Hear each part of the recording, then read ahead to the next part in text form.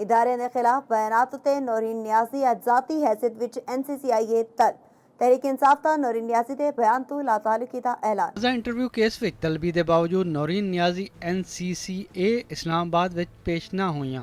नौरीन नियाजी दे वकील ने NCCIA विच इब्तदाई जवाब जमा करा दिता। नौरीन नियाजी ने अपने तहरीरी जवाब विच शिकायत ते इल्जामात दी तफसील मंग लई। NCCIA ने नौरीन नियाजी नूं मंगल नूं ज़ाती हैसियत विच तलब कर लिया है। उधर तहरीक इंसाफ ने नौरीन नियाजी दे बयान ते लातलुकी दा ऐलान किया।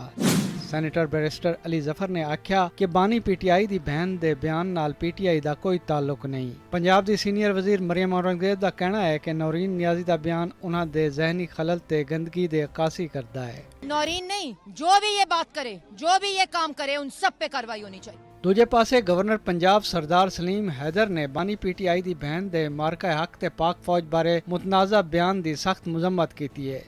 उन्हें आख्या कि सस्ती शोहरत ते चंद वोटां दी खातर एहो जिहे बयान देना जिन्नी भी मुजम्मत की जावे ओ घट है।